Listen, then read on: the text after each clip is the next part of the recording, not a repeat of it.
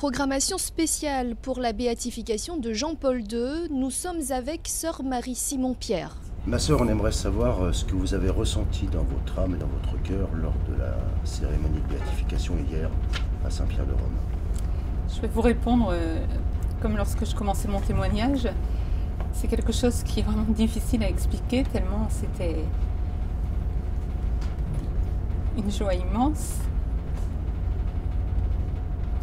C'était très beau. C'était magnifique et un moment inoubliable. On sentait la présence de Jean-Paul II vraiment parmi nous.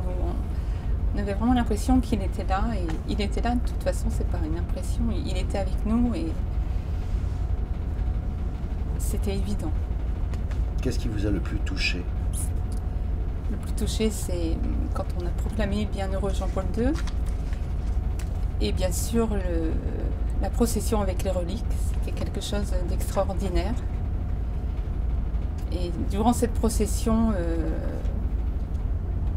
j'avais vraiment l'impression que quelqu'un était à mes côtés pour me porter et avancer, parce que vraiment, c'était tellement fort.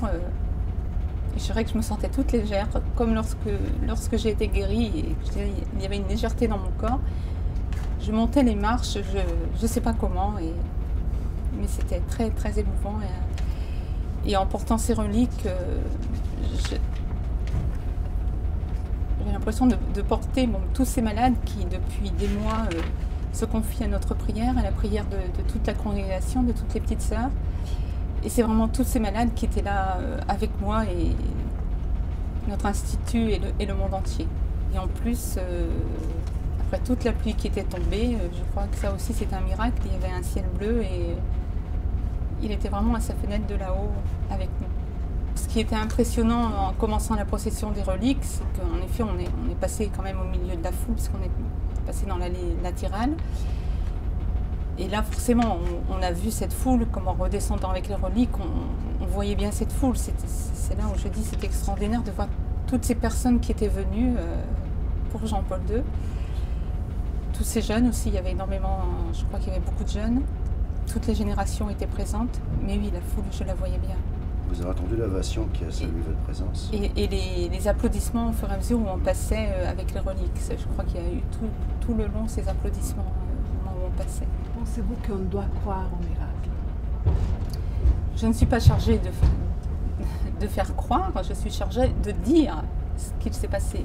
Maintenant, c'est le Seigneur qui travaille dans le cœur de chacun. Moi, j'y crois.